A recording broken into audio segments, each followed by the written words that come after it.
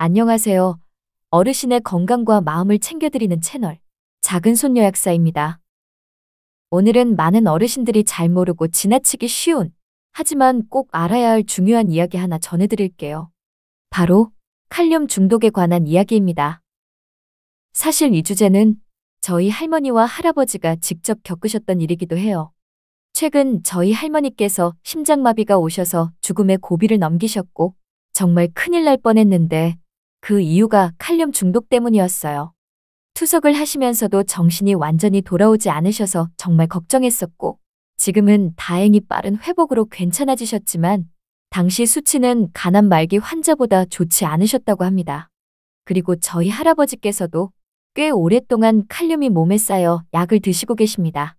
이런 큰일을 겪은 뒤 주변에서도 몸에 좋은 음식이라고 들어서 자주 챙겨 먹었다가 칼륨이 몸에 쌓이는 줄 모르고 방치하여 큰 위험을 겪으신 분들이 꽤 많다는 것을 알게 되어서 관련 영상을 꼭 만들어야겠다고 생각했습니다. 그래서 오늘은 이 영상을 통해 어르신들이 겪으실 수 있는 칼륨 과다 섭취에 대한 정보와 이를 어떻게 예방하고 조심해야 하는지 쉽고 자세하게 알려드리고자 합니다. 아무리 건강에 좋다고 해도 과하면 독이 될 수 있습니다. 물도 너무 많이 마시면 중독 증세를 보일 수 있으니까요. 먼저 칼륨이란 무엇일까요? 칼륨은 우리 몸에 꼭 필요한 미네랄입니다. 심장 박동을 조절하고 근육이 움직이고 세포 안팎으로 수분을 조절하는 데도 꼭 필요하죠. 그런데 문제는 칼륨이 너무 많아지면 오히려 독이 된다는 거예요. 이걸 고칼륨 혈증 또는 칼륨 중독이라고 합니다. 칼륨 중독이 되면 어떤 증상이 생길까요? 첫째, 몸이 붓고 무겁고 무기력해집니다. 숨이 차고 속이 울렁거리기도 하죠. 심지어는 심장이 두근거리거나 느려지고 심하면 심장마비까지 올 수 있어요. 특히 우리는 나이가 들면서 신장 기능이 약해지기 때문에 칼륨을 제대로 배출하지 못하는 경우가 많고 결국 더 쉽게 중독 증상이 나타납니다. 게다가 고혈압, 당뇨 같은 만성질환으로 이미 콩팥에 무리가 간 경우도 많고요. 또 이런 질환 때문에 드시는 혈압약이나 이뇨제 중 일부는 칼륨 수치를 높이는 약물일 수 있습니다. 즉, 나는 건강식 먹고 있으니까 괜찮아 하시더라도 어느 순간 칼륨이 과다하게 쌓일 수 있는 겁니다. 혹시 여러분이나 가족 중에도 이런 증상을 겪고 계신 분이 있다면 이 영상이 큰 도움이 되실 거예요. 자, 그럼 칼륨이 많은 대표적인 음식들을 알아볼까요? 특히 여러분들이 건강에 좋다고 생각하셔서 자주 드시는 음식들은 다음과 같습니다. 바로 여기 보시는 것처럼 바나나, 토마토, 미역, 다시마, 김, 시금치, 고구마, 감자, 멜론, 아보카도, 두유, 콩제품, 건포도, 무화과 등 말린 과일 그리고 오렌지 주스 등입니다.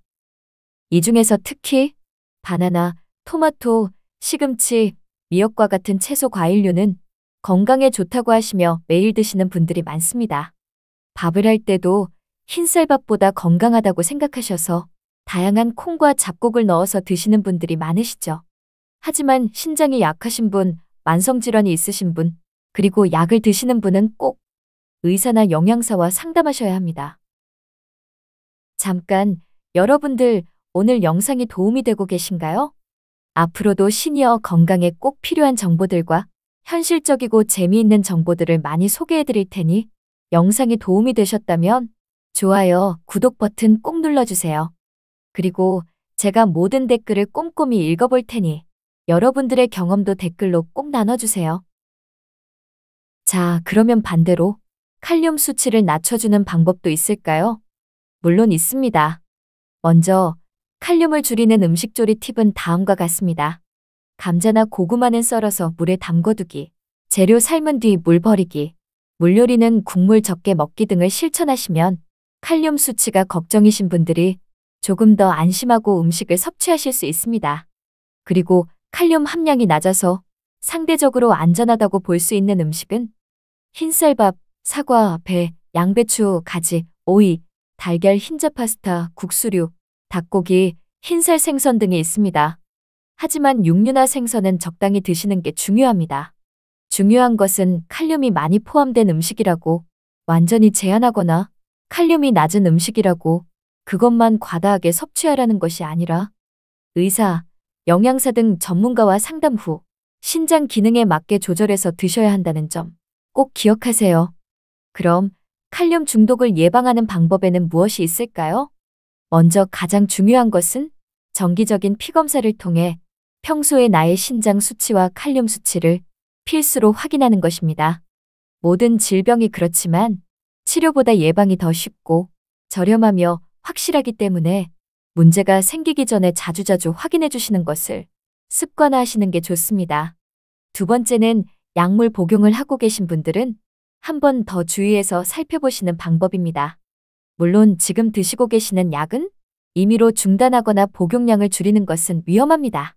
하지만 만약 혈압약, 이뇨제, 당뇨약 등을 복용하고 계신 분들이라면 피검사를 통해서 칼륨 수치와 신장 수치를 확인하시고 혹시 수치에 문제가 있다면 의사와의 상담을 통해 복용 중인 약을 조절해야 하는지 확인해 보시는 것이 좋습니다. 세 번째, 적당한 운동입니다. 칼륨은 땀을 통해 배출이 가능합니다. 적당한 운동은 칼륨 중독뿐만 아니라 전반적으로 시니어 건강에 필수적이니 꼭 약간이라도 매일 움직이고 걷는 운동을 통해 건강을 관리해 주시면 큰 도움이 됩니다. 네 번째는 물, 단백질, 염분 섭취를 적당히 의사 조언에 따라 조절하시는 것입니다. 지금 드시고 계시는 음식들 중 어떤 것은 여러분들의 개인 건강 상태에 따라 섭취량을 늘리거나 줄여야 할 수 있습니다. 이렇게 내 몸에 맞는 건강한 식습관을 유지하시면 칼륨 중독의 위험에서 멀어지실 수 있습니다. 그리고 마지막으로 가장 중요한 것은 갑자기 무기력하고 숨이 차고 심장에 이상한 느낌이 든다면 바로 병원에 가셔야 합니다. 건강의 위험 신호가 켜지기 전에 미리 가서 체크하는 것은 너무나 좋은 습관입니다.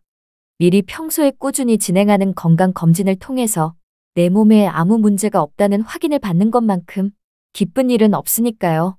평소와 다른 증상이 느껴지신다면 예민하다 생각하고 미루지 마시고 꼭 확인해 보세요. 여러분, 오늘 영상 어떠셨나요? 칼륨은 분명 우리 몸에 꼭 필요한 영양소입니다. 하지만 어떻게 얼마나 먹느냐에 따라 약이 될 수도 독이 될 수도 있습니다. 특히 신장이 약하거나 고혈압 당뇨가 있는 시니어분들께 오늘 영상이 도움이 되었으면 좋겠습니다. 혹시 나도 이런 경험이 있다거나 우리 엄마, 아빠도 이런 증상이 있었다 하는 분들은 댓글로 이야기 나눠주세요. 저희가 함께 이야기 나누고 참고해서 다음 영상도 준비하겠습니다. 다음 영상에서는 혈압약과 함께 먹으면 위험한 음식에 대해서 알려드리려고 하니 특히 혈압 건강이 걱정되시는 분들은 다음 영상도 꼭 챙겨보시길 바랍니다. 작은 손녀 약사를 봐주시는 모든 분들께 오늘도 건강과 행복, 웃음 가득한 하루가 되길 바랍니다. 그럼 다음 영상에서 또 뵐게요. 안녕히 계세요.